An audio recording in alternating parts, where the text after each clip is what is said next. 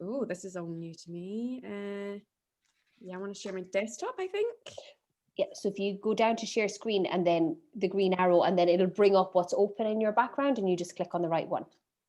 Desktop. Hello. Sorry. Okay. Is that working? Come on.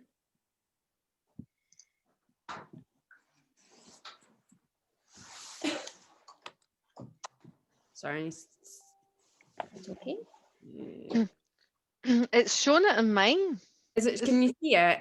No, as in I can share screen from my computer. It's letting me do it. So just think it might be my computer because it's a new laptop.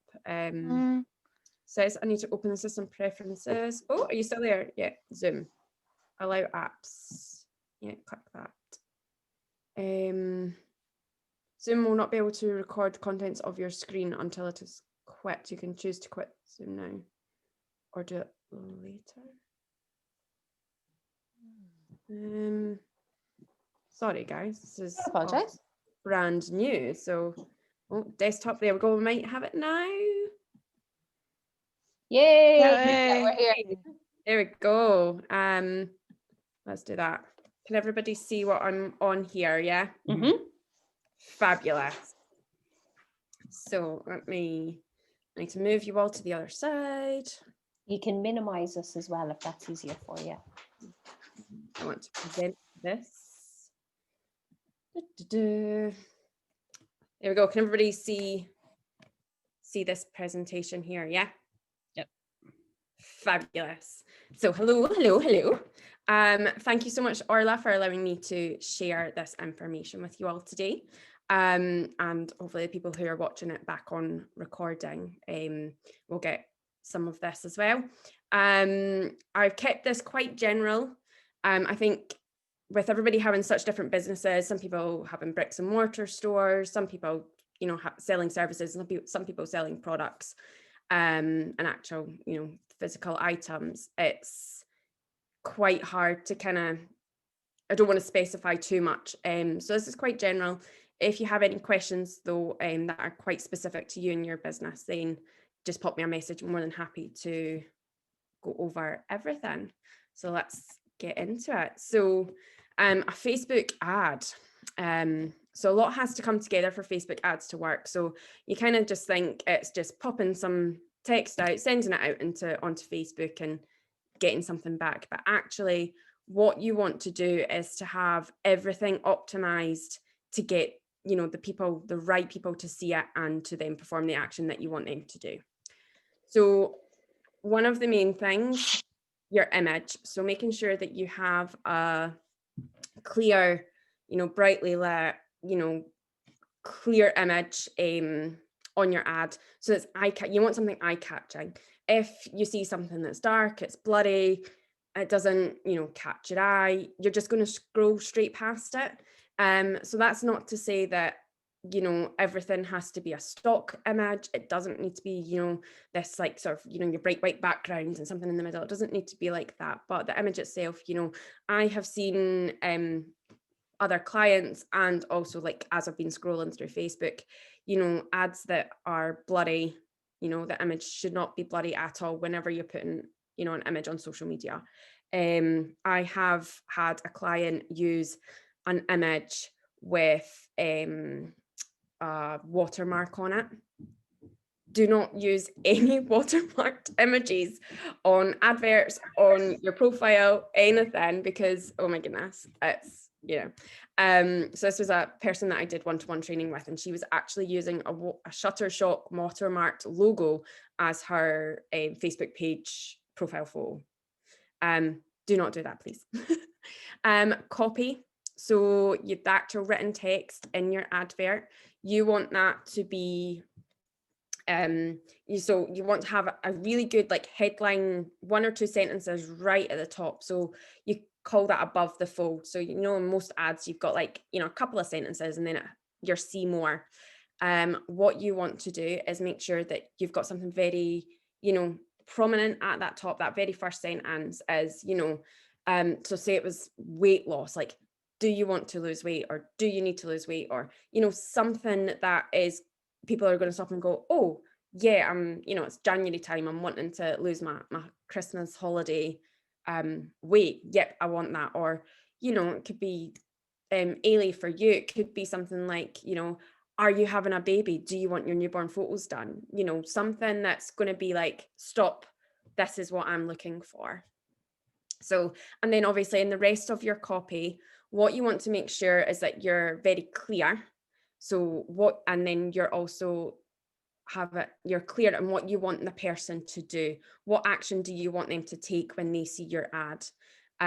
So kind of got that as part of offer, but what you want to make sure is that you're saying, you know, join our waiting list, click the link below. Make sure that you make that clear for people. You know, people are sleep deprived or they're busy.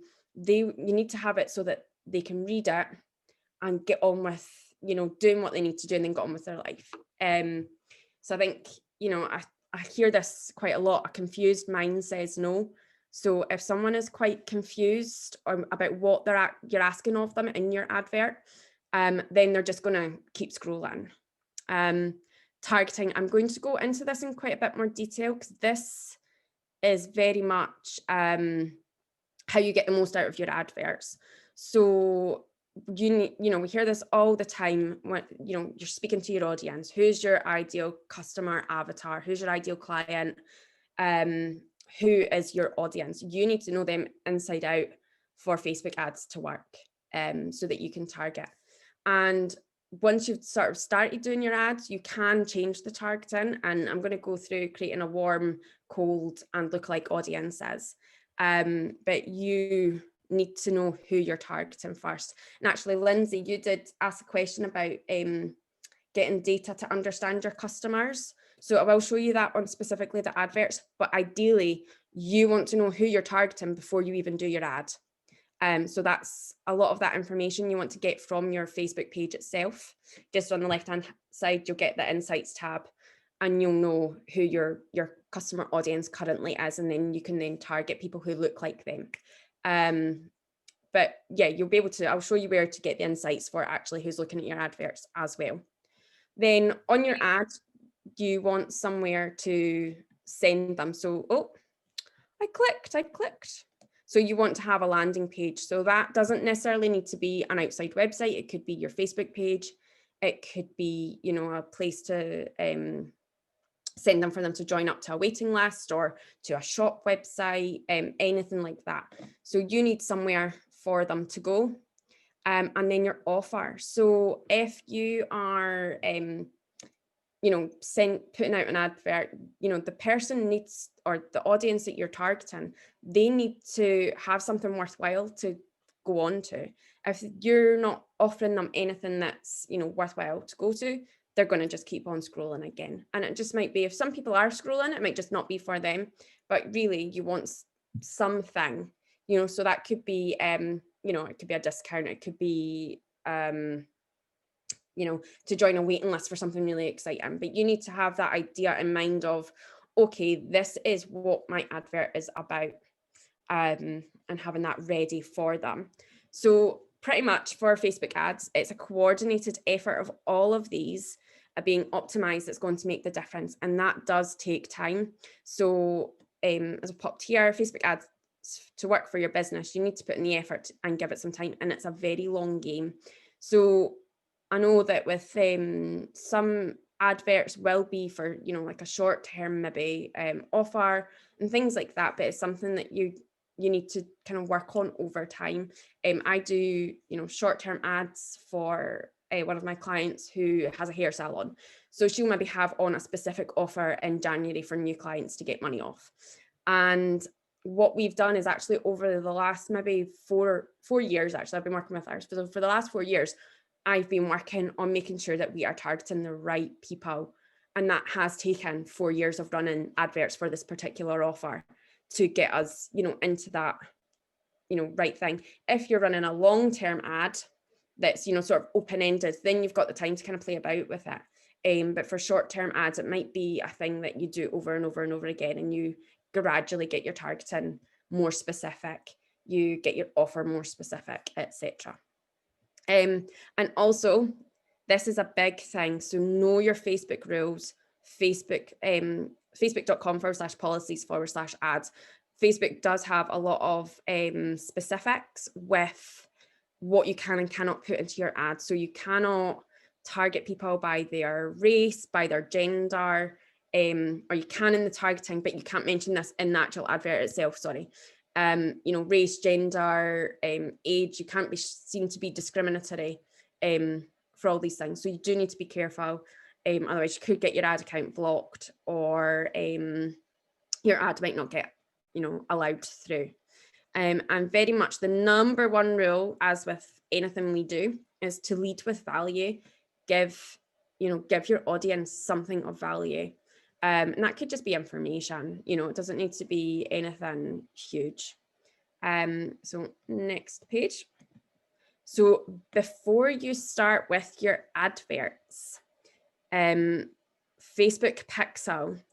So if you have a website, an outside website that you have all your information on, and especially if you're targeting people that go onto your website, you want to have the Facebook pixel installed. So the Facebook pixel is a piece of code that Facebook that you add to your website that so allows Facebook to track the visitors that come onto your site. And this is how Facebook communicates with your website. So you'll see this all the time when you've been on Amazon or Argos or something silly, and you go back onto Facebook and you're like, oh, you left these in your basket. And that's how you retarget people who've been on your website. And that's how you get your warm market. And I'm going to go a little bit into more detail with it. But it's basically like Facebook Pixel is the best way to track your conversions, especially if people are buying stuff on your website or booking things. And it's a two-part process. So you need to install it on your website, and then you need to tell Facebook where you want to look when you're creating your audiences. And then the second one, know who you're targeting. So if you don't know who you are targeting and just sending your advert out into, to everybody, you're just wasting your money. Because, people who you might be wanting to target women under the age of 40 who have children under the age of 5, but actually your advert's being then shown to 60-year-old men who it has no relevance to. You need to really be specific. So I am going to go quite a bit into this when I go over to Facebook and show you about the ad.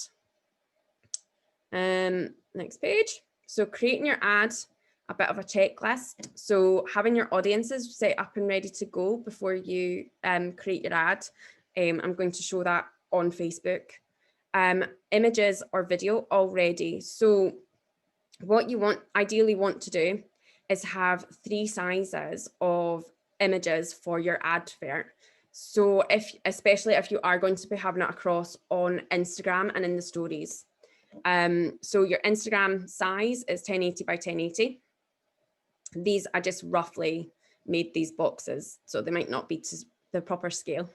A Facebook ad is roughly 1200 by 628. If you use Canva, all the sizes are on Canva. And then Instagram and Facebook story, 1080 by 1920.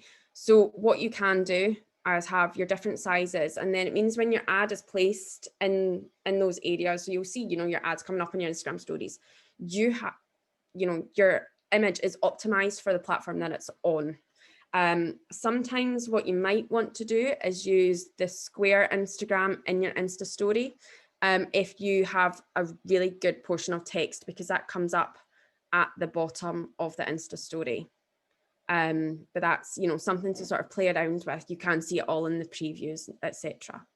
You want to have copy all ready to go. You might want to do 2 or 3 versions if you want to do to sort of compare how your ad is working against each other to test your ad. I like to have that all ready to go in a Word document, just ready just to copy and paste it into Instagram.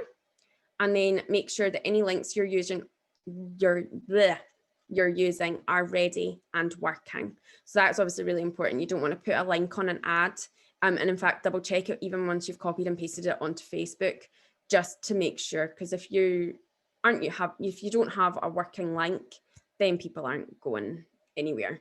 and they're not going to do what you want them to do.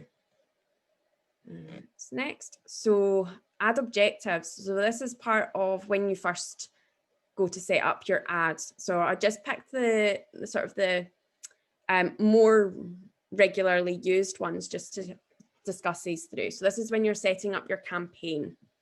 So obviously you've got your brand awareness and your reach. So brand awareness, I don't know if you maybe get the little questionnaires Facebook pop up and it's like, do you remember seeing an ad for this in the past week or something like that? This is what Facebook are testing to see if you can recall adverts that they're putting out on there. So that's your brand awareness. Your reach, just get your ad in front of as many people as possible. Traffic, when you want as many clicks or visitors to a web page as possible. So that's if you just want to get as many people onto your web page, go with traffic. Lead generation, a way to collect information right on Facebook. It does say here from where I copied this that you need to download and integrate or use a third-party software.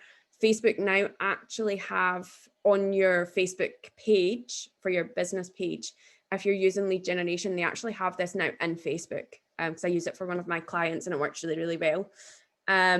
Post engagement. So if you want people to engage on your post or your ad, and then website conversions. So if you're using the Facebook pixel and you want to see how many people are going on and buying, you'll want to use your website conversions. That's quite an important one if you have a website for people to go on and buy from. The ad sets and ads. So when you go onto Facebook, you've got your campaign tab, you've got your ad set tab, and then you've got your ads tab. So campaign is where you set up your objective. You can set up your budget if you want, or in the ad set, that's where you set up your audiences, your targeting for that particular ad set. The budget can also be set at the campaign level, but you can also do it at ad set level. So it might be that if you maybe want to spend more targeting your warm market than your cold market or vice versa, you would do it at the ad set level. But overall, if I always tend to set my budget at the campaign level. So I always want to say, right, for this whole campaign, I want to spend £100. Do it there, or you could split it. Okay, I'm doing 2 different ad sets, my warm and my cold market. I'm going to set it £75 for my warm market and £25 for my cold market. You can do that. And this is also where you set your schedule, so your start and end time for your ad. And then the ad itself, the creative part. So that's where your actual, your text, your links, your images, they all go over there. I'm going to get a drink. So I'm actually going to go over onto Facebook. Let's see if I can, there we go. I'm going to go over to Facebook. I'm going to move you guys down to the bottom of my page and actually run through setting up an ad. So this is a blank ad account that I have so that I'm not breaking GDPR with all my client stuff. So when you go into create, you'll come into this page. In fact, that's not where I want to go. I want to show you where to set up your audiences first. I should have had this written down really. So when you're in so this is Ads Manager, and this is what you want to do instead of like the boost post. You don't want to be doing the boost post. You want to be going into Ads Manager. This is where you've got greater control over everything. And what you want to do is head up to business tools just on the left-hand side. And then you want to go into audiences. So the audience is one of the most important parts of the advert because it's where you tell Facebook to send your ad. So click on that. There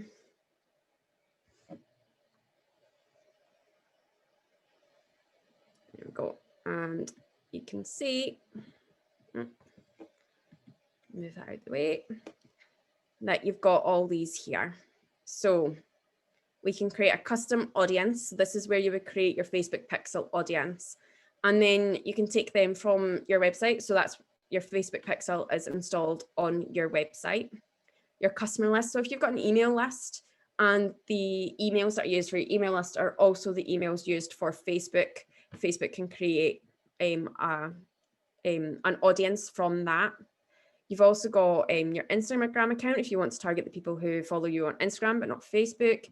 Your Facebook page followers, events, you can sort of play around with all of these. If you have a Facebook pixel, you can click on that, create your custom audience. I don't have one on my website just now because I'm about to change it all. But this helps to tell you where to install a pixel, and you get all the information through Facebook. But you can also, there's loads of videos on YouTube and stuff to be able to sort of see how to install a Facebook pixel, or if you have someone who does your website for you, they can install a Facebook pixel for you. All you need to do is just give them the bit of code that Facebook gives you. You can then create a lookalike audience. So a lookalike audience is, so if you tell Facebook you have this, custom warm audience, your lookalike audience are people who act and behave like your custom audience.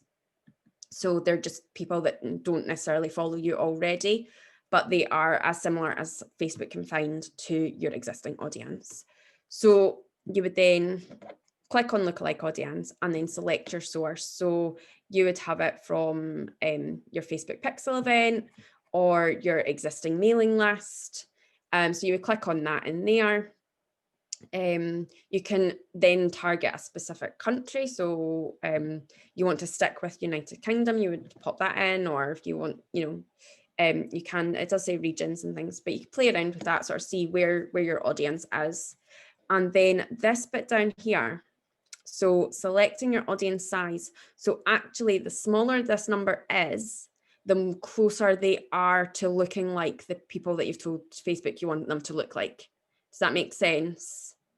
So the wider you go with this, the less that they are like your audience. So they're it does tell you at the bottom, increasing the percentage creates a bigger, broader audience. So it might be that you're actually like, well, okay, they don't need to look exactly like these people. I want to target some new people or some different people. Then you can make that slightly bigger, but I wouldn't go fully up to the 10.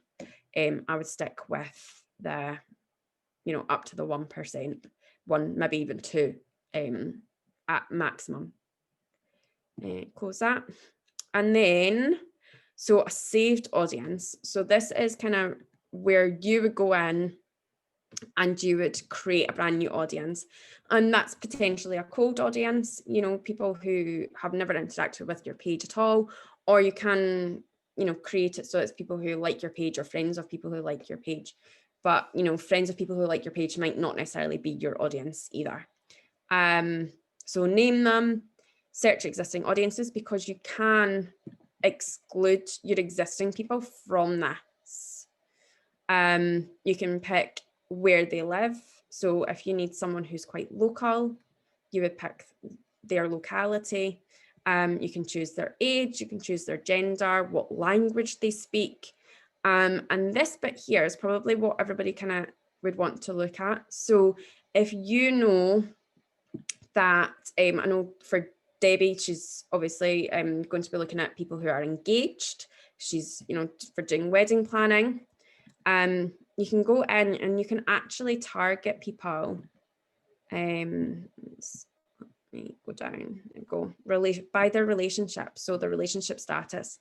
So they're engaged. So she would pick, to target people who are engaged. She would maybe want to change it to specifically women. She might be wanting to pick, people who are parents. So actually, you can go quite specific. I played around with this last night. And I maybe went a bit too specific, but you can pick parents of adult children. You can pick parents of preschoolers. You can be really quite specific. So here you would have people who are engaged, or they are parents of, preteens. But you can also have it if you click on narrow audience here. And just let me know if I'm going a bit too quick with this, because it is quite a lot of information. Narrowing the audience allows you to pick, say, people who are engaged, who are also, let's pick something, at university. So they are they can be parents of preteens, they can be engaged, but they must be one of these things as well as being at university. So that's called layering. So it adds into that, gets that more specific. So if for some reason you wanted to target university students who are engaged to plan their wedding, then that's where you would go. You would have to say they are at university and they are.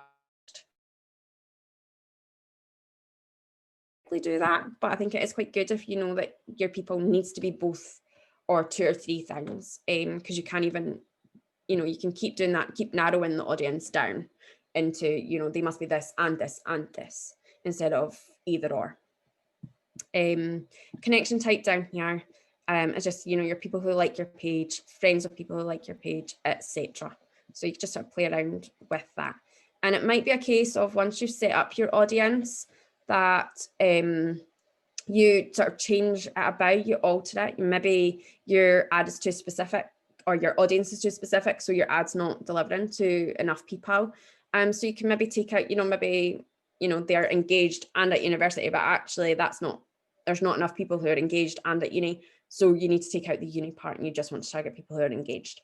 You can play around with that and sort of see how your ad is performing. So let's go back into Ads Manager. Let's load. Has that been helpful so far? Okay, Ads Manager. So this is, as I said, it's blank once. This is one I don't actually use. So when you come into it, what you want to do, okay, I've got all my ads ready to go. I know who my audience is. I know who I'm targeting. I know what I'm wanting to say. We're going to create our advert. So this gives you a little bit of a quick creation here. So this is where you obviously pick what you're looking for. So your brand awareness, and it does, if you need a reminder of what each one does, you just click there.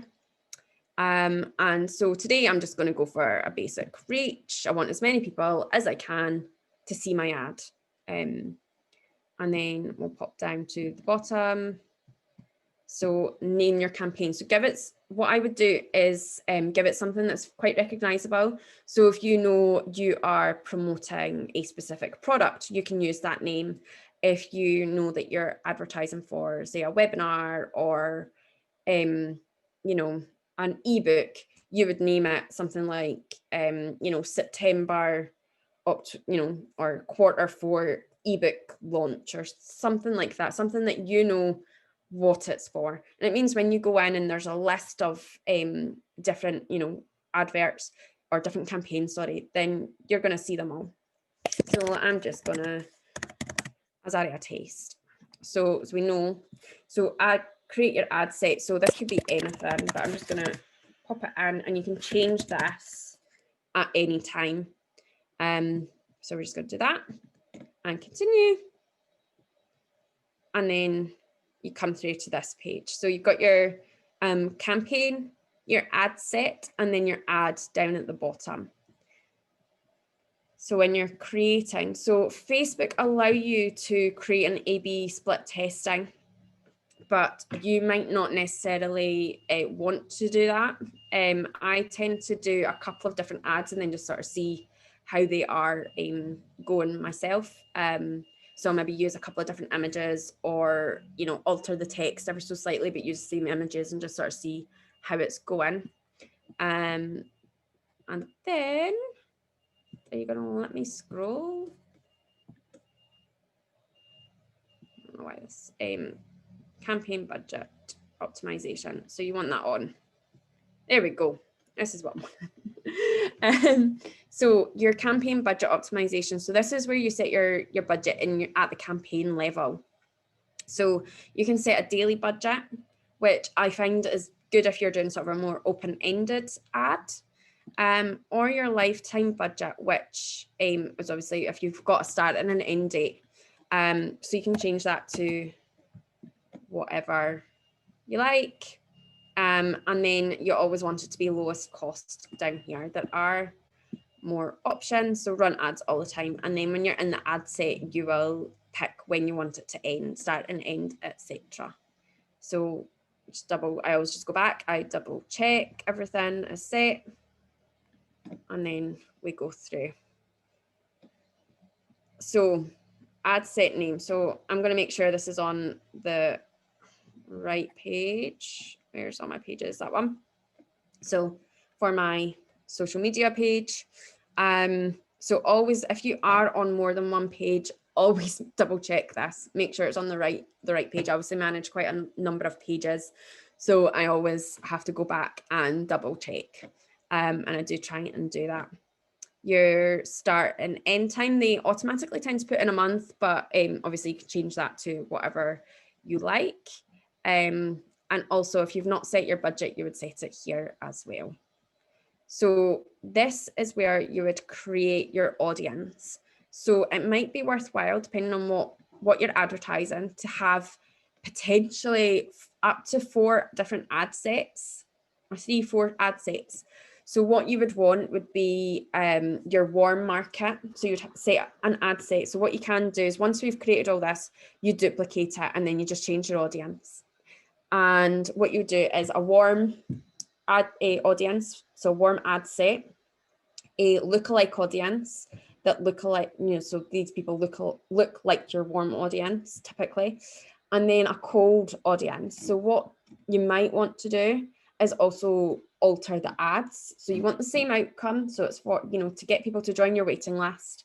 So you would have it worded towards the people who are on your warm list, people who are, you might use the same one for people who look like the people on your warm list, and then maybe slightly different for people who don't know who you are at all, for your cold market.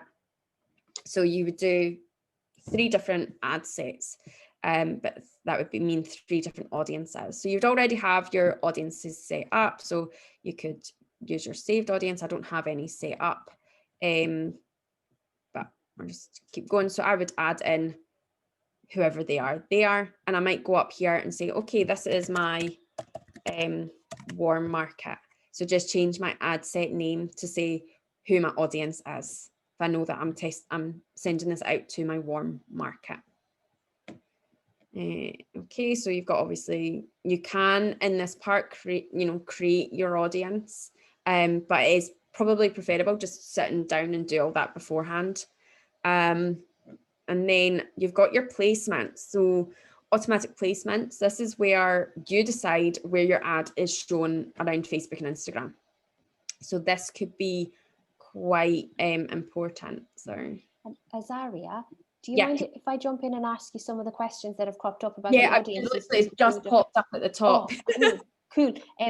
Do you mind answering those? It's only before we move on, because I know when we move on, the audience questions, I think, is where most of us are getting stuck on. Yeah, of course.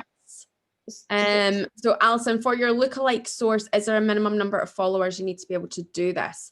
So I don't believe there is, because it will just look at the people who already are on your page and then create an audience based on that.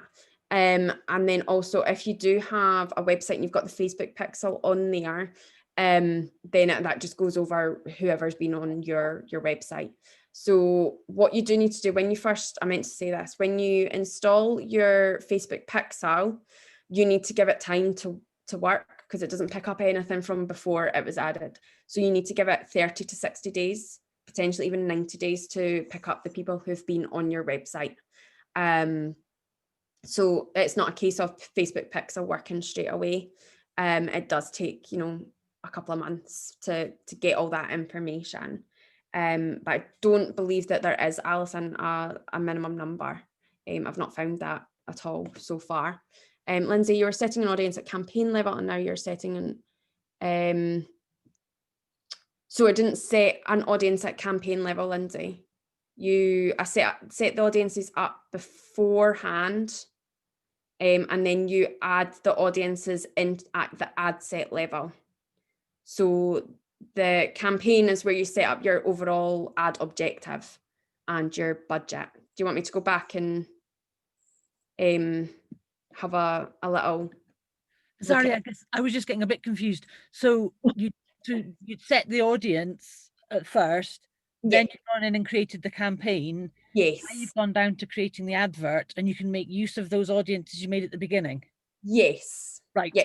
Okay, fab. So you can wait and set your audiences up at the ads when you're creating the ad set. Mhm. But it is probably preferable to do it all beforehand. And then you've got them for any future ads that you're doing. So if Sure. you just know that you want to target your warm audience, you can set your Facebook pixel up to gather that information. So your Facebook pixel, so you could sort of say, you know, okay, I want to target people who have added things to their basket at checkout, but they haven't checked out. So you would tell Facebook, I want to target these people because I'm going to give them a discount, or, you know, I'm just going to remind them that they added things to their basket. Facebook pixel is what, like, for that, for creating the warm audience, I could literally sit here all day and go through that. Trying to do a bit of a whistle stop tour of ads, and it can, you know, so if anybody wants any more clarification on Facebook's and creating an audience, more than happy to go over that in a bit more detail, because it can, you know, it's potentially up to an hour or so at least going over that. Just No, that's helpful to know that. Thank you. You're welcome. No, Ellie, they do not see the ad set, so name. So nobody will see that. That is for your information only. But that will help keep you right when you're looking at the results, so you know who's seen that particular advert. Does that help?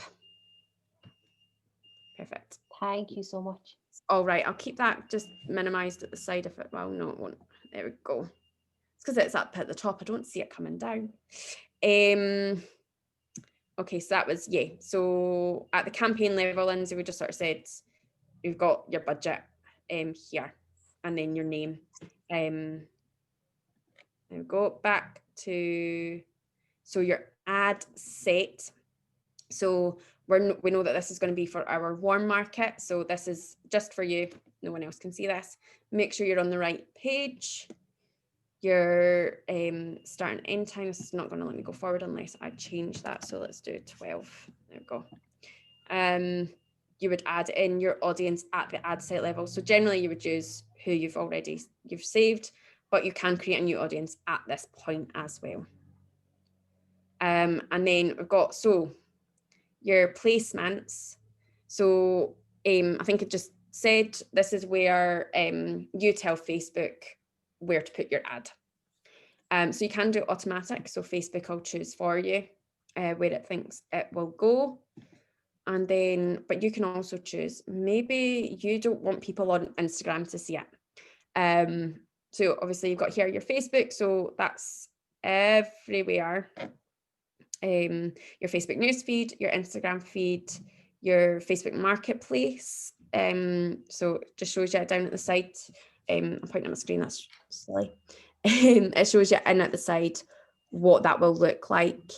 Your feed videos, right column. So some ads won't be able to be seen in the right column, but some ads will be, depending on what your objective is. Messenger inbox. So you see ads when you're on Messenger. Facebook group feeds. So with the new tab, or new-ish tab on the Facebook app for the Facebook groups. In your stories, so you've got Facebook, Instagram, and you do have Messenger stories. I would just stick with Facebook and Instagram. The in-stream, so this is when people are watching videos on Facebook, and then, you know, you get an advert popping up. That's where that is. You've got in search function, you've got messages. So it's got here, send offers or updates to people who are already connected to your business. So because I've got a reach ad, I can't do that. But if you are using some of the other objectives, you'll be able to pick that. In articles, so if you go off and you are reading an article that's outside of Facebook, but Facebook can put an advert in, that's where that is. And then your audience network, so just around Facebook and, you know, wherever people are on Facebook. So it does say show more options. So there is, I don't know if I can see it on this, but yeah, here. So say you were developing on a specific app for Apple. So you can actually pick to only show the advert to people who are looking on an iOS device or an Android device. So this might not be relevant for anybody, but you know, the question might pop up. Yeah, so I've got an app and I only want people with an iPhone to download it. So I'm only going to show that app to people with iPhones. So that means you are, it kind of gives you a bit more specific targeting. And then, yeah, so reach, so your cost control. So basically Facebook will decide where your budget is spent, really. You don't have a huge amount of control, and that's why you want to make sure that your targeting is down so that Facebook know that you only want to show your advert to the people who match your targeting. And then when you're looking at your results at the end, you'll be able to see how much is being spent per 1,000 impressions, which is kind of where you want to be, especially for a reach. Obviously, it does change depending on the objective that you pick at the campaign level. And then your frequency cap.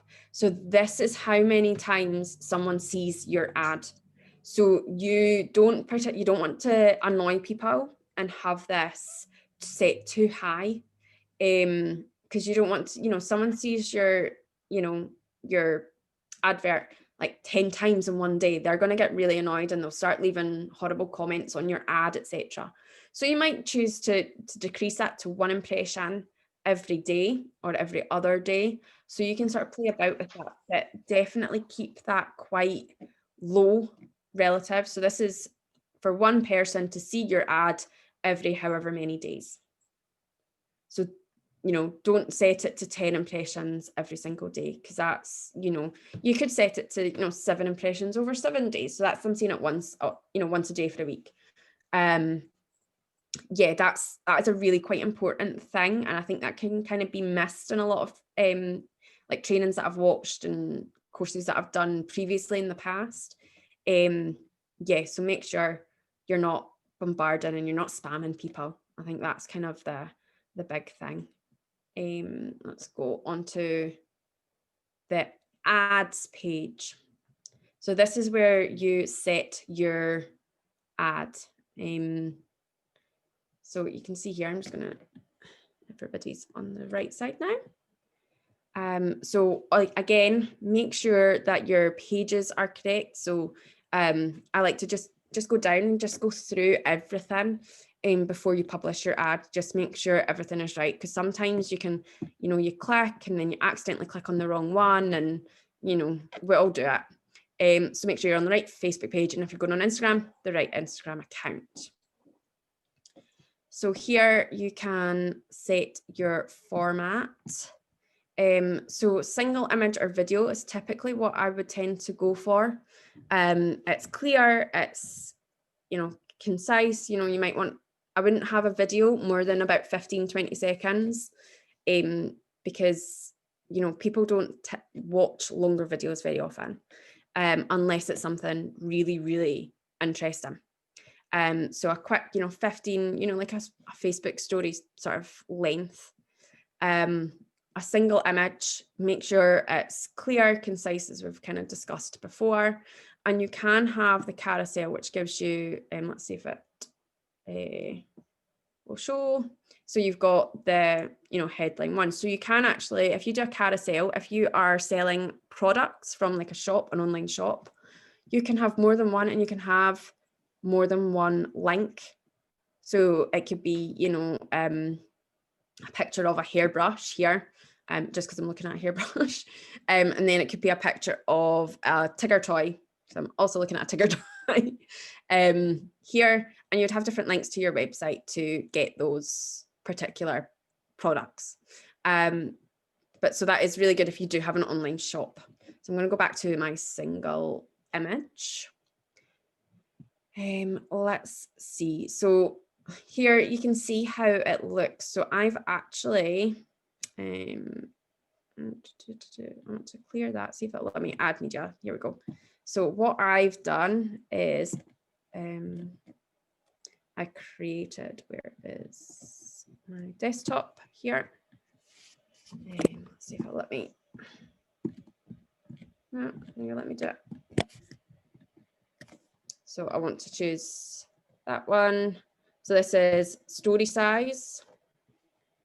example of that.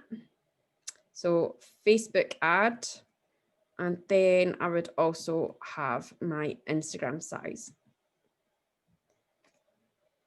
So you've got your 3 different appropriate sizes for where you want your ad to be shown. So, so you'll see here. So this is for your Instagram size. So, you know, if I was showing that on my story, that doesn't sit very well.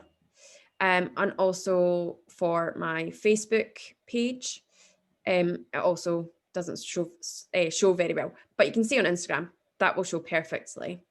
But what I'm going to do is just do that a second. And then you can change it. So Facebook feeds, edit. So I'll just go back into that. So you've got here all your different placements. So you'll see if you, doesn't like that. There we go. So you can sort of see how it would look, but just because I've got a plain background on my image, Instagram will edit it. But if you've got an actual photo there, it's not going to look right. But you might want to use the Instagram size if you've got some really good text down here. But what I'm going to do is, so I've gone on to my Facebook feeds. We know that the picture didn't work properly.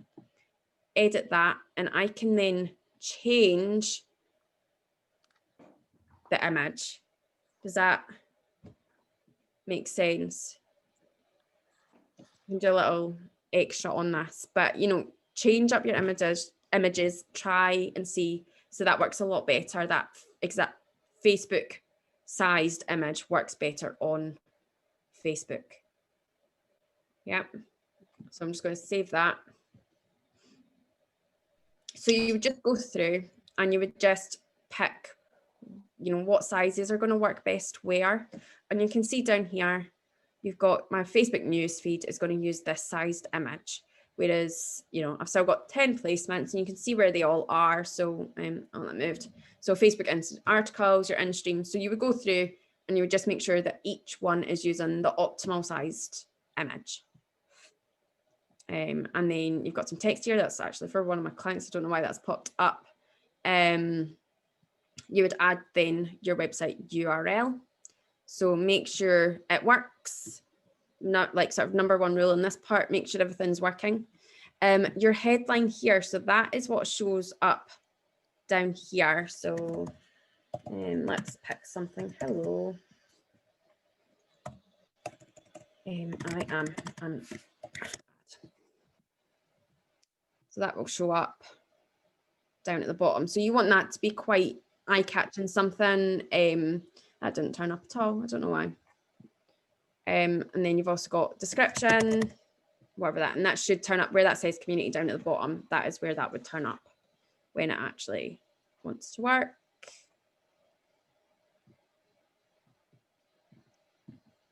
I don't know why that's not working. Oh, we'll move on. Your website URL, again, that will come up at the bottom here. And then you also want to make sure that you have an appropriate call to action. So we all know that call to actions are huge. So as well as writing, you know, whatever you want the person to do in the text, make sure that this button is appropriate for what you want the person to do, your audience to do. So it could be you want them to send you a message. So you would click send message, and that should change to send message down at the bottom, hopefully.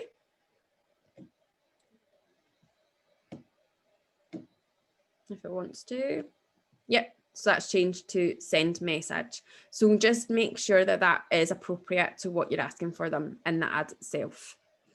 We'll just move on because I know we're time. Facebook pixel, so you can set up that you for conversion, so you can see what the how everybody's, you know, the actions that they've taken on your advert. Sorry, brain does not want to work today. So you would then set up your Facebook pixel conversion event. So you would then want to track, say, your thank you page or your order confirmation page. That's what you would want to pop in here, the link to that. So I believe you can then, I don't have a pixel set up, but you would pop in that link to that end page, what people get once they've done whatever you've asked them to do, whether it's buy a product or sign up for something. you would pop in your thank you confirmation page, etc. there. And then that way, when you go to look at how well your ad's done, you've seen how, you know, how many conversions you've had, how many people have actually bought from you or have joined or signed up or what have you. And then once you've done all that, your ad is exactly the way you want it, etc., you would then publish it. You would hit publish. Or I am going to click close because I don't want to publish that. So obviously you would make sure that everything is, you know, before you hit publish, go through everything, make sure it's all as you want it before you know, make sure all your text is clear, make sure your links are all working, make sure it's the right account, because there's so many little things that you can just miss and it can go wrong and you don't want that. So I'm gonna, you know, just double check all that, and I can send, I was gonna make up like a checklist if anybody would like that sent over the weekend. I can do that for Facebook ads, just so that you can all go through, and like I like to make sure I've got everything, all my ticked boxes.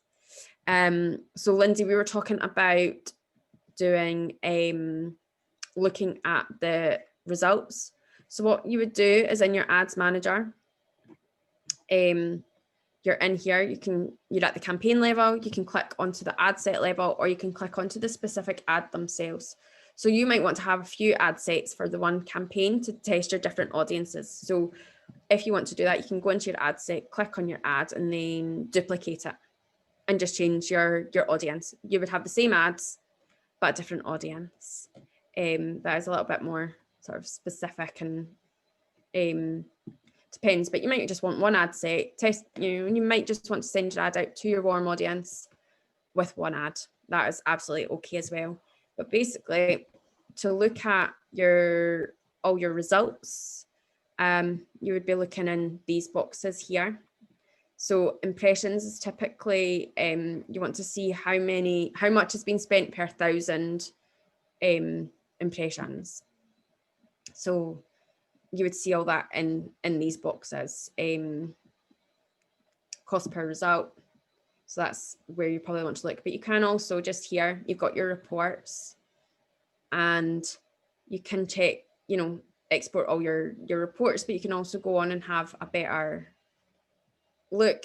Gives you breakdowns. It gives you all the information. Change the dates, because that's what I always forget to do, is change the dates, and then I'm looking at it and I'm like, why is there no results? Yeah, so you can look at, they've got loads of stuff that you can actually look at when it comes to your reports. So just have a play about with it and kind of see what's valuable to you, what information is valuable to you. You might not want to know what age they are. You might not want to know where they are, but you might want to know their gender. That might be important to you for whatever you're advertising. So you can just play around with it. You can see which placements have worked better for you, what time of day, all your different things down here, video view type, video set to have people watch it with sound. Yeah, I think that's a whistle-stop tour of creating an ad and some extra information that I think hopefully was helpful. Definitely. Yeah, I've got Q&A. So any questions?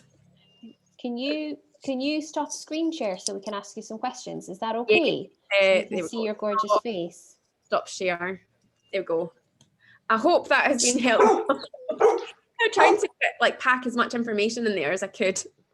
Oh, it was amazing. Thank you so much. I've got loads of questions as well. And I know everyone else. Who's got questions for Azarian? First of all, Azarian, thank you so much. That was incredible. Okay. I've taken shed loads of notes and tried to process it. Who would like to ask a question? No one? No, can I start with my question then? Is that okay? Who do you think, so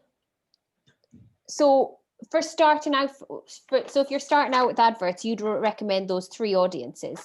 You'd recommend to start off with your warm audience, your lookalike audience, and your cold audience. Yeah, so we all know warm audience, they're the people who already know, like, and trust you.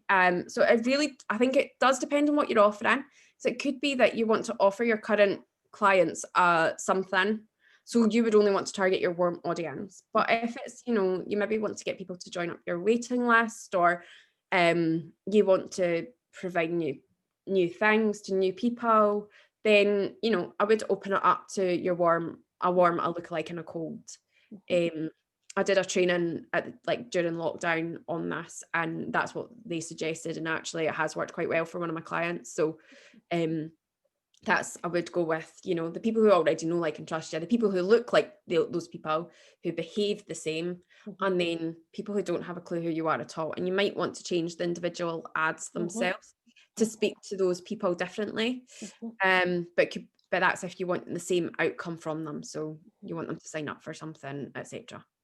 So let's say if I was like Lindsay and I was doing a campaign to like increase Christmas sales, I could do, an ad set to my warm audience, to those people that have engaged with me on Instagram, social media, or on my website, and then I can have like a really like nice conversation with them.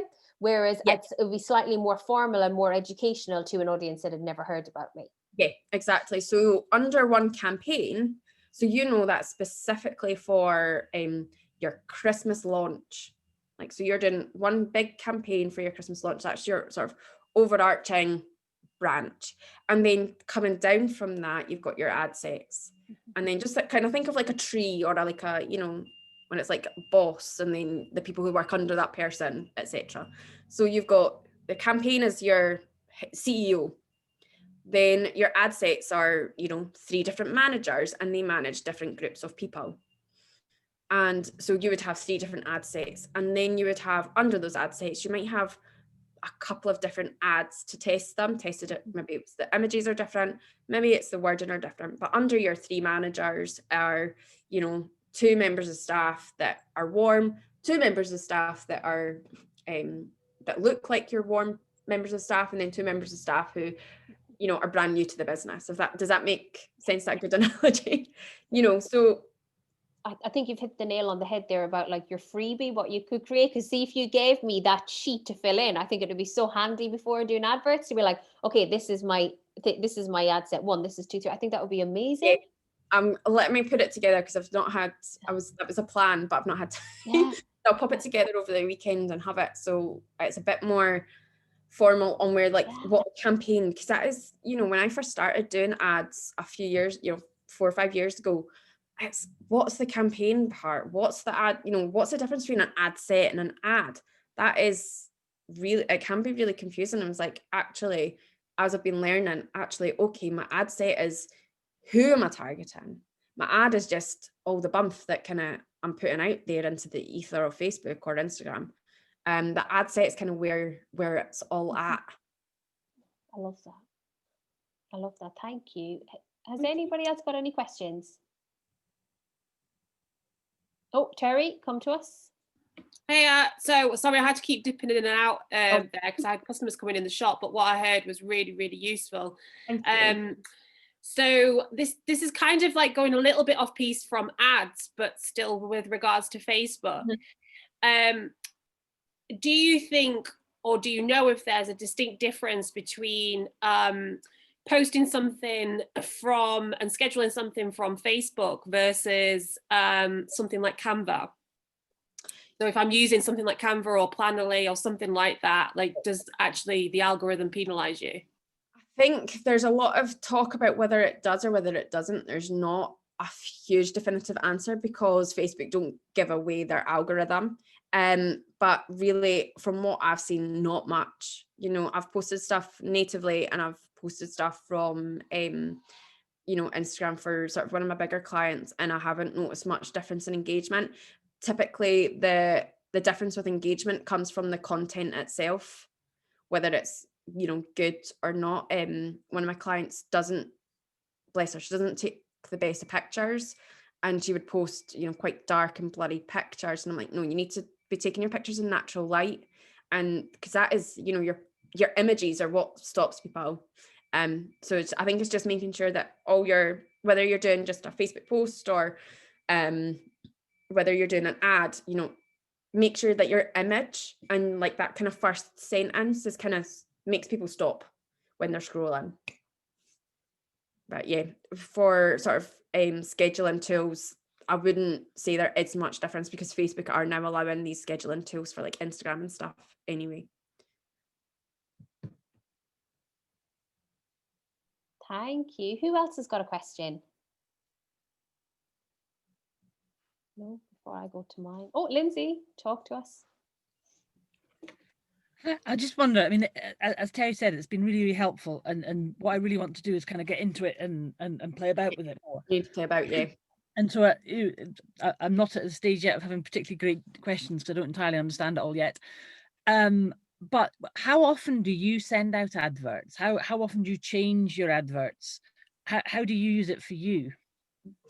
So for me personally, I haven't done any ads for my business in quite a while, because I've just rebranded it, and I had Augie's only just 18 months. So I kind of took a step back from actively like getting people into my business, sort of new clients and things. So kind of restarting now. But I will probably be I've got something coming up for the end of November. So I'll be doing an ad for that probably over the next month. And then probably into next year, I'll probably be trying to run an ad at least every month, just to either get people on my email list or to try and get new clients. It's that's something I need to sit down and kind of look at. But it really depends on what do you want to get from them. There's no point in spending. Yeah, it's because I think there's no point in spending money on ads if you don't really know what you want people what you want to get from them and what you want people to do with them. So obviously with you probably have a big rush in the run up to Christmas. Now, Alison, it's probably quite similar for you as well. That big rush in Christmas, but actually you want to get people buying from you in January, February, March, etc. So, it might be that you concentrate on doing a Q1 ad, in sort of a post-Christmas, but, something for people in the first, quarter of the year. And then, so you maybe look at doing, it could just be a 6-week campaign that you do in that time, when you are particularly quiet, to try and bring people in. But I think it's business dependent, and it depends on what you want from it. Okay, so that's helpful because I'm kind of putting currently 2 Facebook posts out a day with products. Yeah. And a lot of people that are selling for me are putting like 10 adverts out a day. Well, not adverts, posts a day, which I think's overkill, but they're selling. So they're clearly being successful in that way. But so when I'm trying to maybe do individual products or a small range, it's maybe more of just a Facebook post.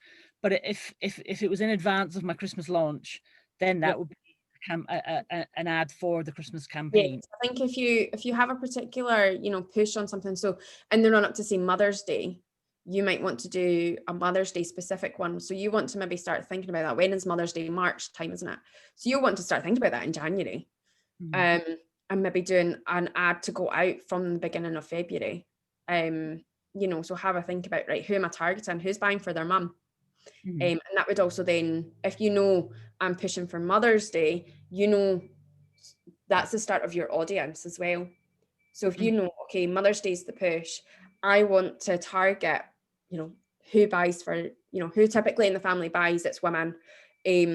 What age are they? So, okay, my products are suitable for women in their 50s and 60s. So you're wanting probably to then target the women buying for their mums who are in their 20s and 30s potentially. So that's where it all kind of starts.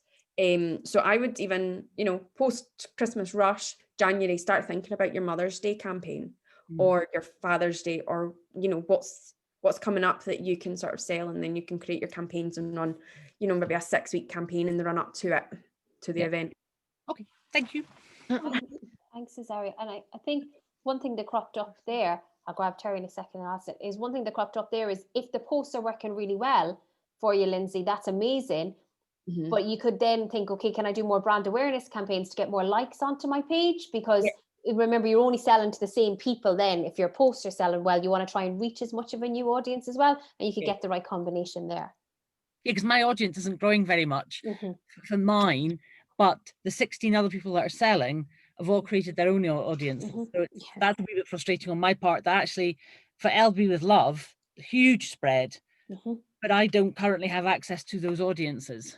So can we drive everything through a landing page or through something so that you're capturing those email addresses? Because then, like, the Facebook adverts working alongside your email list is huge, because you can then resell. You can create an audience from your email list if they use those emails for Facebook.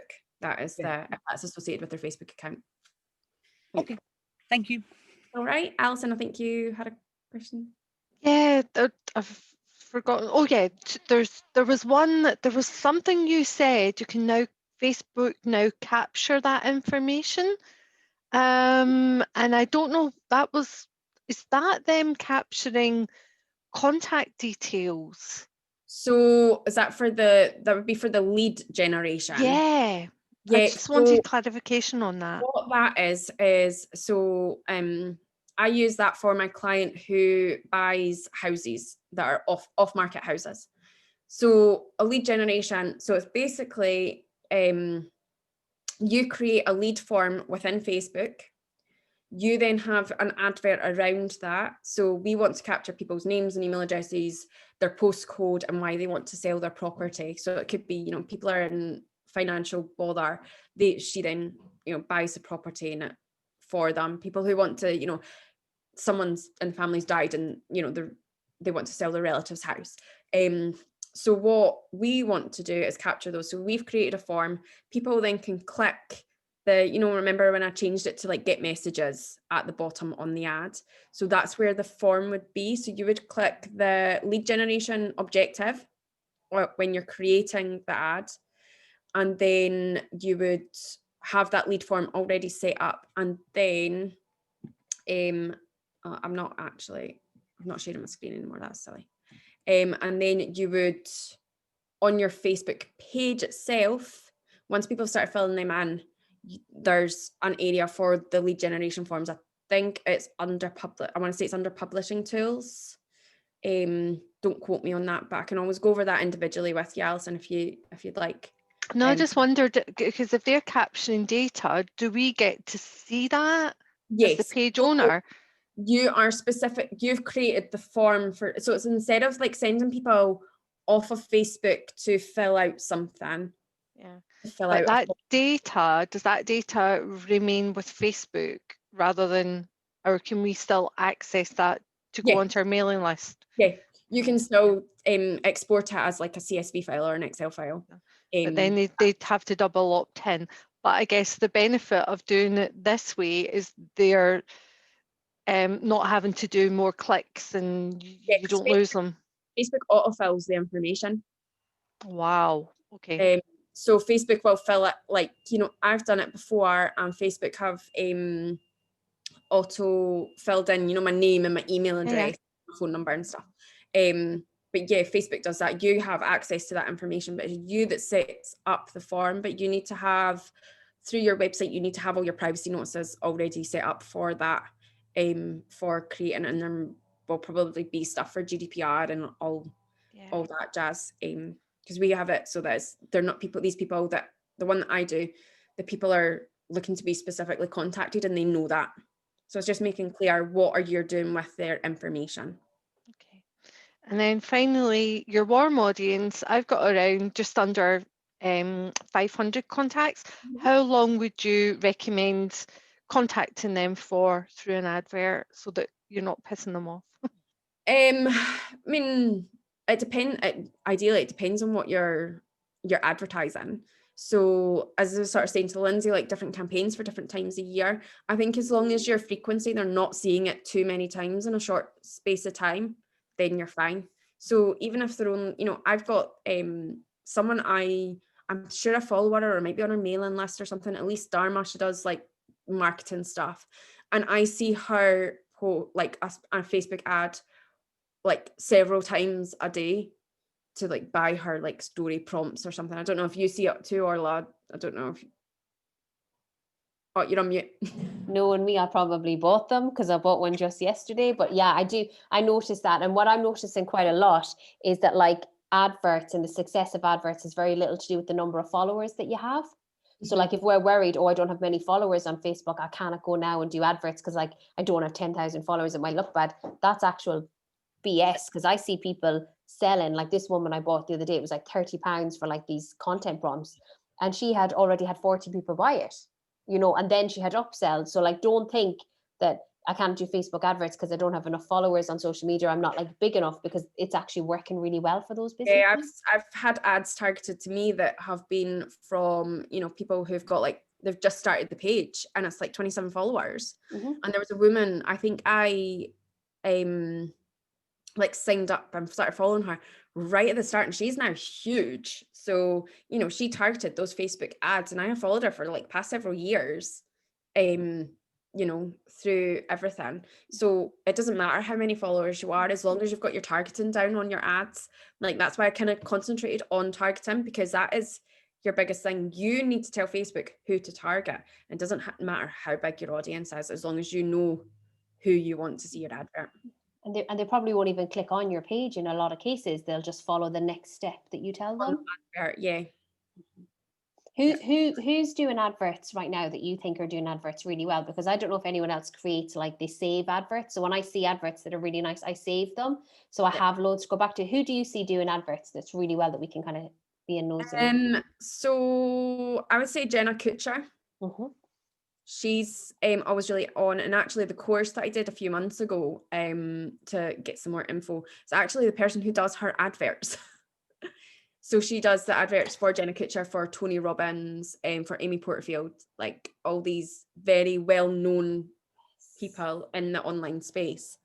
So yeah, Jenna Kutcher's adverts, like, because I see them all the time. I follow her, follow her podcast.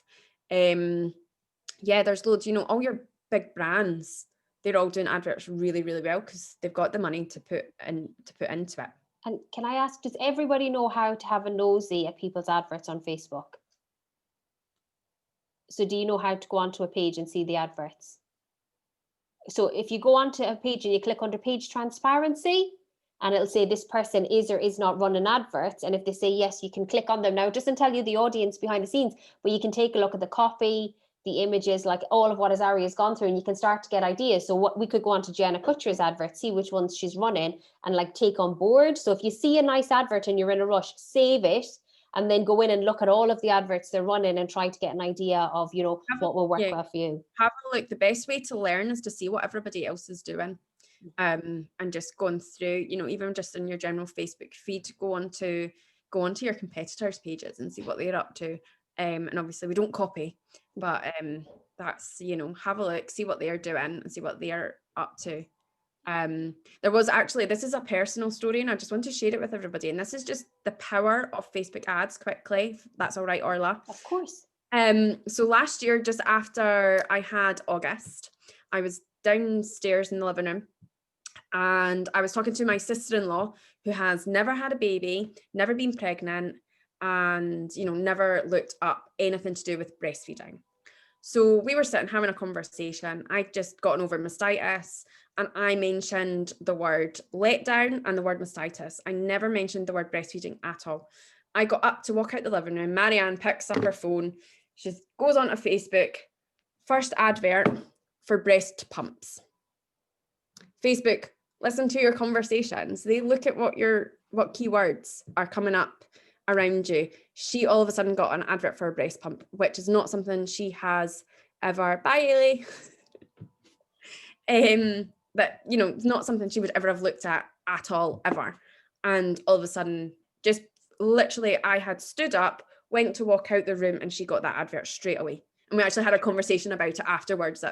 So is that Siri that's listening in on you then? It's you. When you download the Facebook app, you allow Facebook to listen into your conversations, and Apple do it too. Like, they all do. Like, there's no getting around it. Did I tell you about the time Alexa started talking back to me one day?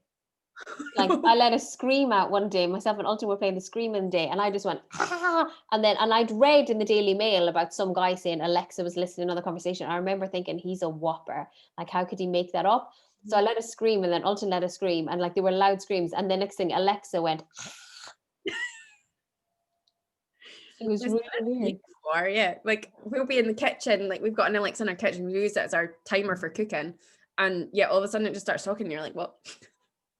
Yeah, but they do listen in because they're allowed to. Oh God. I mean, hopefully there's no actual people listening in on the conversations, but their robots and stuff, their computer systems are picking up keywords. And that's why you'll be talking to someone about, cats, and you start getting, adverts for cat food. It's all quite common. Yeah. God, I'd be getting adverts for fuck. I mentioned yesterday to Malcolm about what if we crashed the car, and then about 5 minutes later I got a phone call from one of these scam, I hear you've been in an accident recently that wasn't your fault, an actual phone call. That was scary. That was a step too far, I thought. Oh my God, like a country mile too far. See when my uncle gets a phone call like that, and they're like, oh, we heard you've been in a car crash, John Murray. And he's like, oh yeah, he was in a car crash. Do you want to speak to his widow? And hands a man in the phone. I like that one. Yeah. I like that one. So I want to ask a question. Who here sees themselves as wanting to use Facebook adverts more in their business to kind of grow? And what are I want to ask everyone, what excites you most about using Facebook, and kind of like what you see as the biggest challenge besides budget? Because I know everyone's like, how much do we spend on Facebook? But as you say, if we're looking at 90 days, Zaria, there's no real answer to that. We just have to invest the money beforehand. Yeah. I'd like to get more engagement. Because I see my sellers having loads of engagement and I don't, which I'm never quite sure why. Could it be they've got a personal relationship with those people? Yes. Yeah. But also, I mean, a lot of my friends are on my Facebook page, my LB with Love One, and I never hear, and they never say anything. And I find that a bit odd, but that's a whole other issue. Got the same, to be honest. It is about playing around with your content, because sometimes you'll put up something that you put loads of effort into and you'll get nothing, and then a photo of like your kids and everyone's commenting, and it's like, oh. But Lindsay, you did a really lovely post recently. I forget, it was maybe a couple of weeks ago, where you talked us through, it was for World Mental Health Day. I thought that was a beautiful, beautiful post. It was so honest and just incredible. Thank you. Who's next wants to share what excites them and what their biggest question is about using Facebook adverts? I'll go. I can't hear anybody else.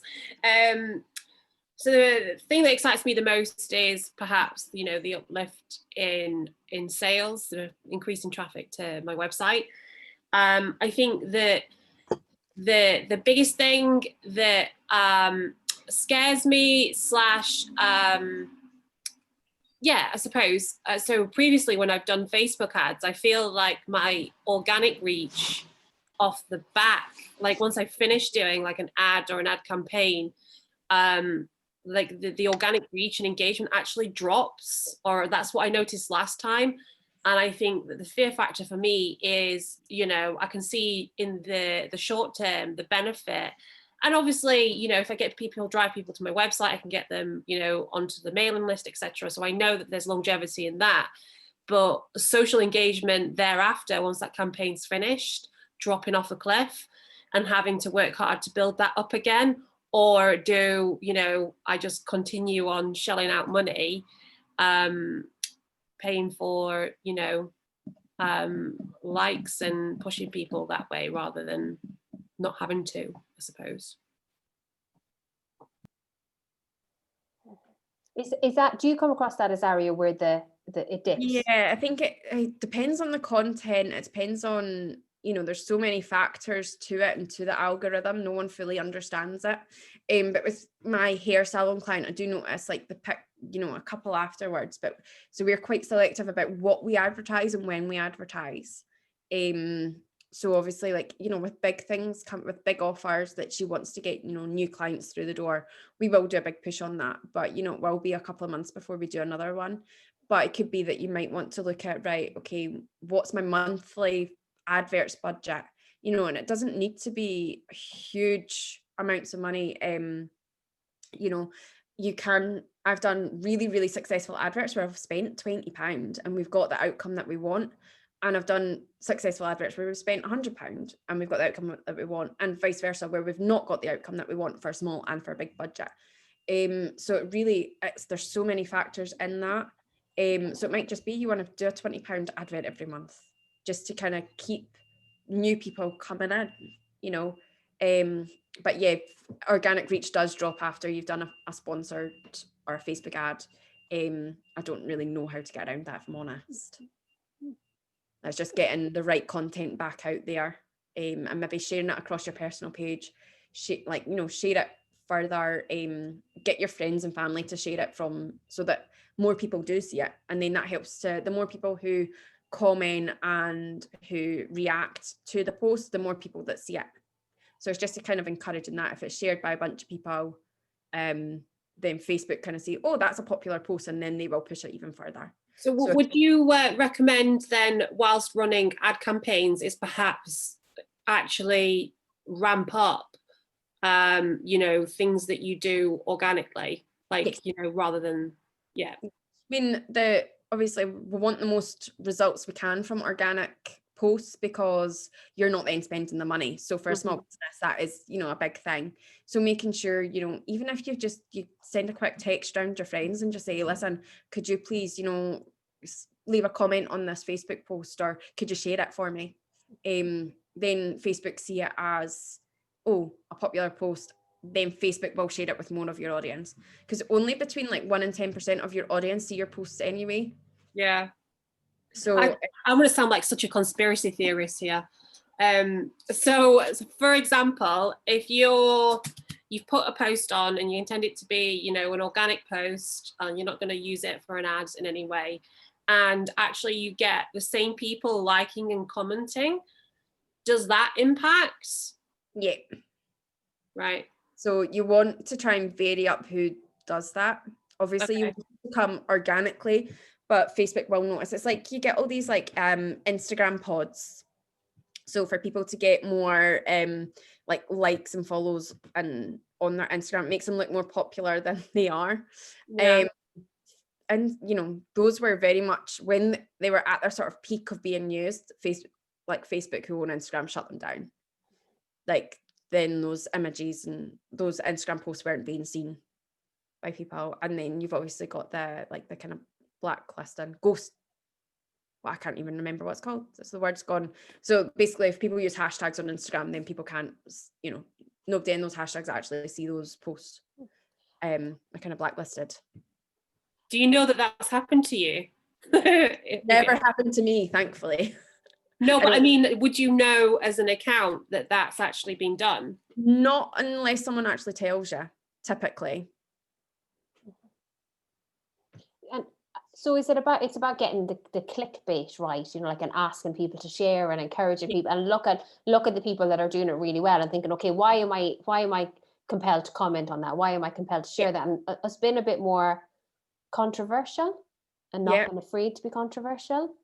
Yeah, I think being appropriate within your sort of your brand and stuff. But the more like posts that are sort of, how like you had those posts are like, what color do you see in the dress? Is the dress gold and grey, or is it blue and pink, or whatever it was?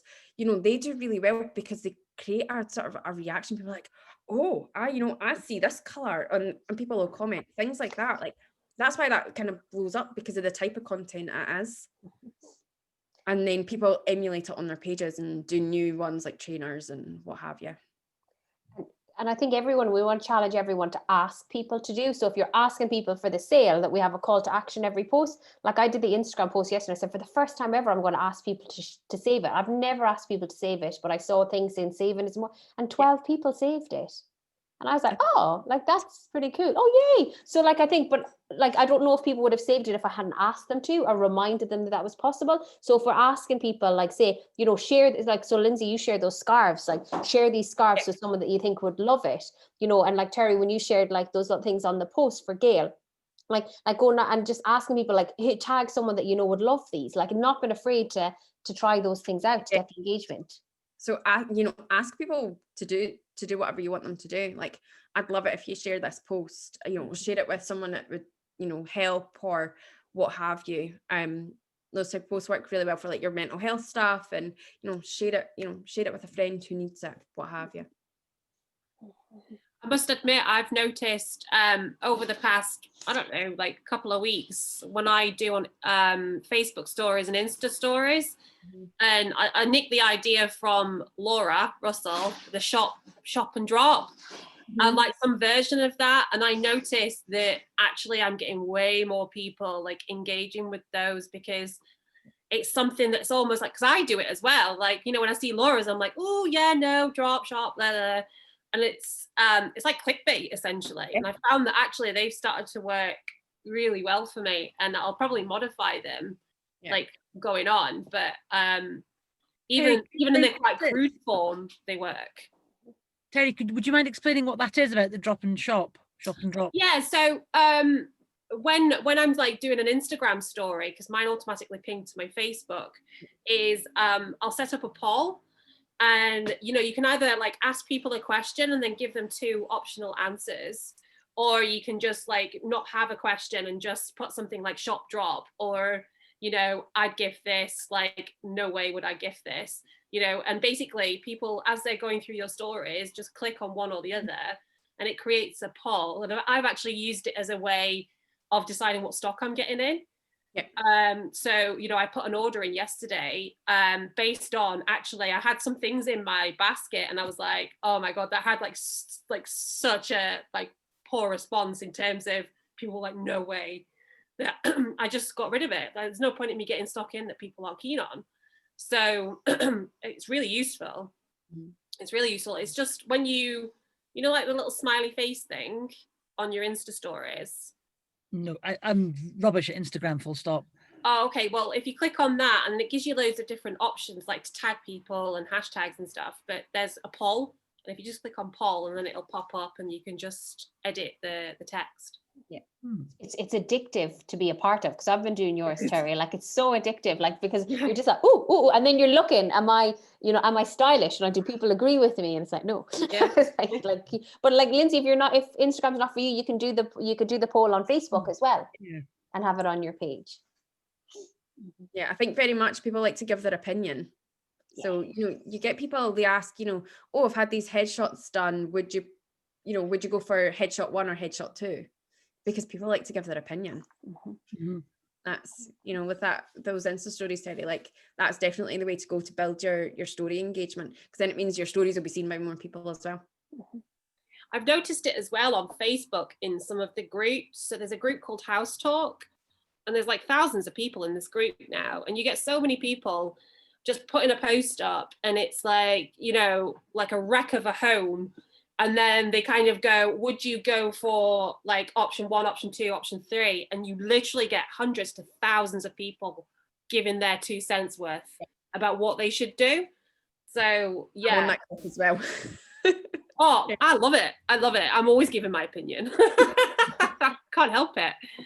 It's really good. So there's like tips from places like that as well to definitely take from. Yeah, I think looking at even people who aren't in the sort of like business world, but you know, what are influencers doing? What are just, you know, these random people in your Facebook groups doing? What kind of posts are really kind of building that engagement? And you can use those ideas, and it could just be something as simple as asking people's opinion on, do they like item 1 or item 2?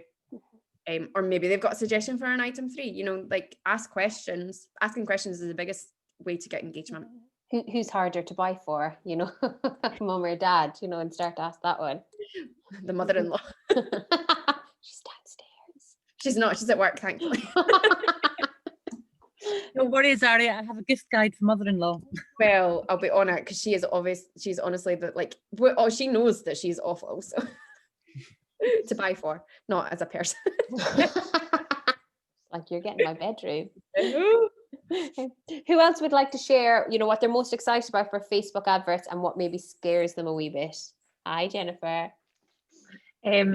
So I like the idea of it just becoming like part of what I do, it being just part of my life. This is it's another sort of string to my bow, if you like, of reaching people. I like the communicating with new people, the mirror thing that you did. I can't remember what the words are, but you know, I like that, because I always just click friends that like my page, because surely they must have the same interest, and I'm just not reaching them. But no, that's really helpful.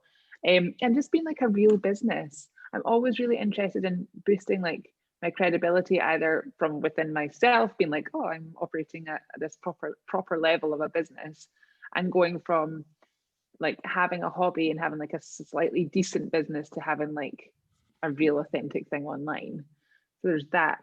So the things that I'm scared of, or that I'm struggling with, are like making sense of the pixel thing. Because when I logged back into like how the business suite thing came in, it was like, you need to do this. You must have this pixel thing on your website. I was like, oh, I don't even have my website. And like, I found it quite stressful. So it was good that you went through it today. It's just a bit of code, just copy and paste, right? There's loads of instructions on like videos to follow on YouTube. So but it's not but you don't need the Facebook pixel. They made it feel like you really did, and I was like, this is too stressful. But that was really helpful. If you have a website and you want to target the people who have been on your website, have the pixel. But obviously my website's not been redone yet, so but I will be using the pixel eventually. But don't be scared of it. There's loads of videos. If you need any more information, just pop me a message. I will. If I guess I'm like getting people to book using Bookwhen, so it's not really from my website. So, but I mean, you then get their contact details. Yeah, I've got all their email addresses. Everybody books. So you can create, instead of using like the pixel, which would then target the people who've been on your website, you can create a warm audience from those email addresses. Okay, so I will do that. If you're going to create a pixel, but it's next to it, it's got like from email addresses or something. It is there. So you can insert that onto and Facebook will create an audience from your mailing list, etc. That's cool. That's another way of getting around it.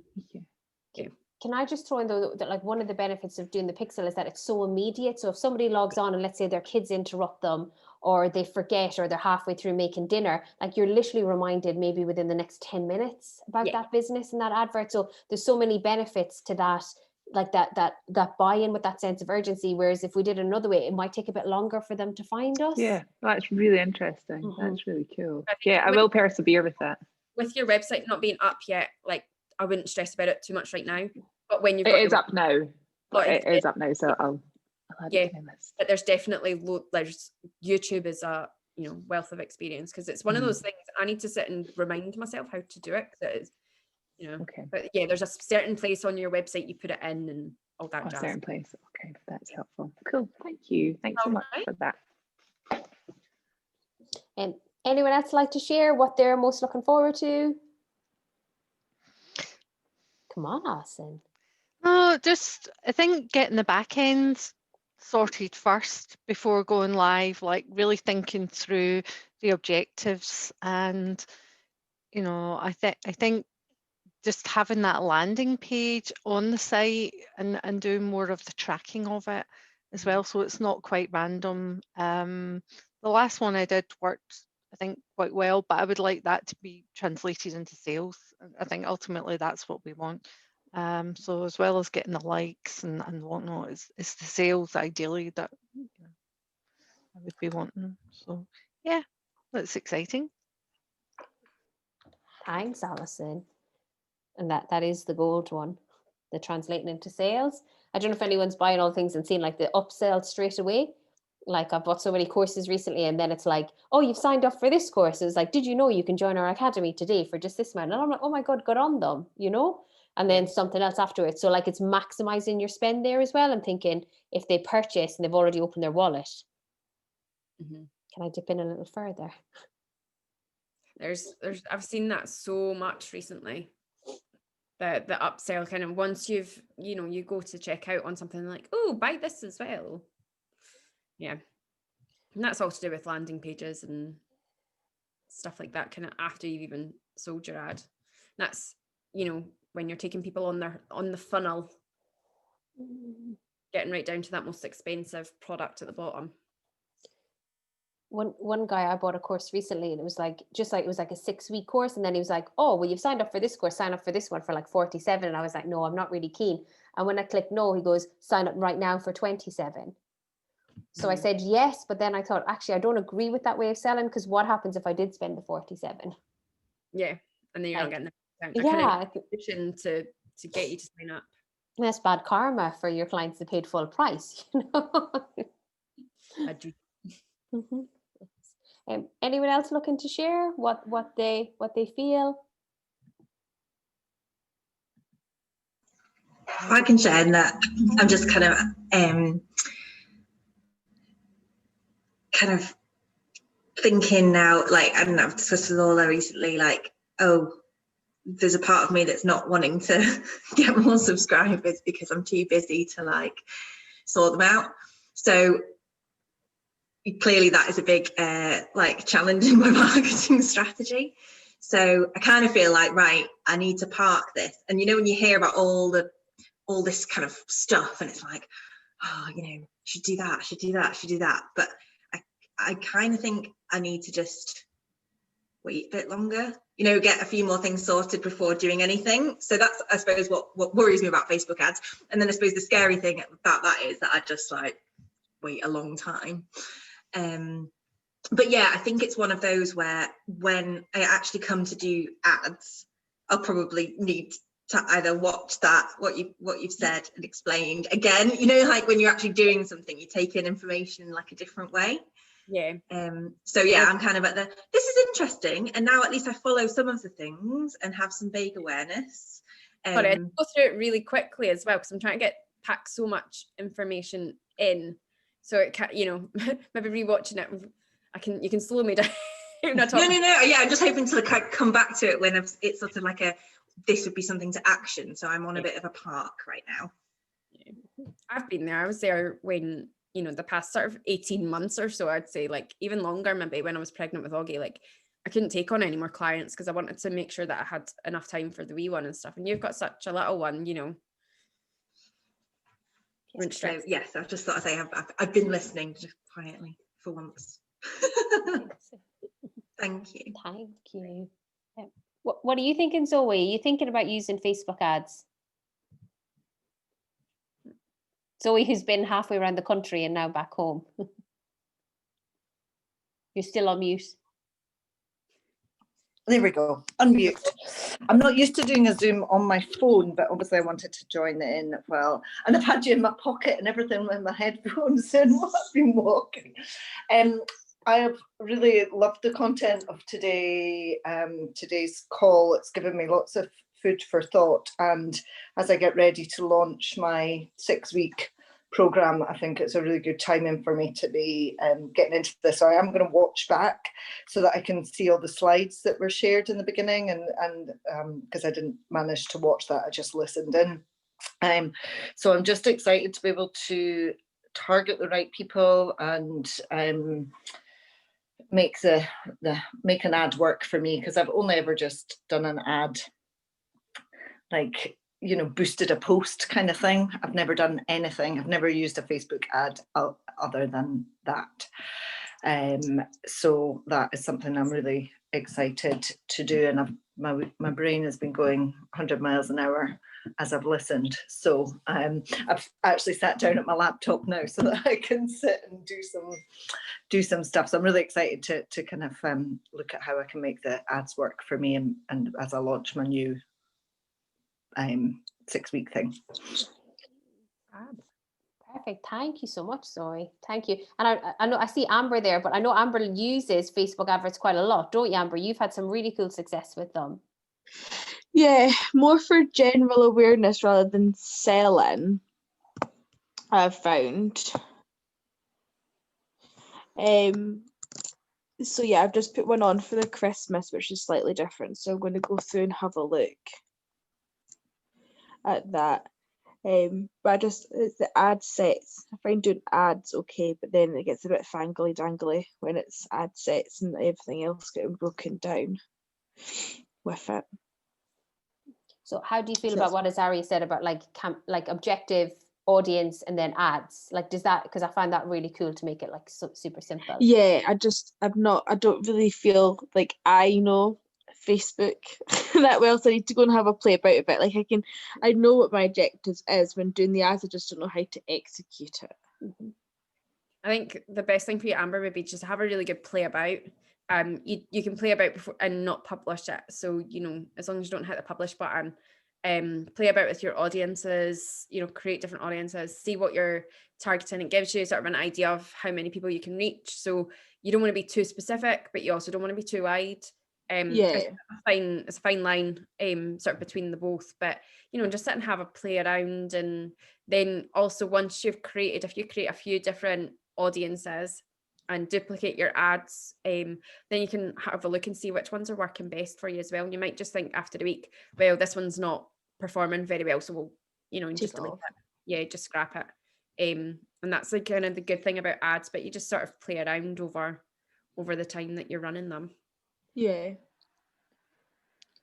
Thank you so much. I don't know if any remember the event that we had with Bree from Snag, and they said that they had switched up their adverts to not leaving them for a prolonged period. I think they were leaving them for less than a week, and then just if they weren't working, just like removing them. Yeah. Oh, perfect. I'm going to stop recording now.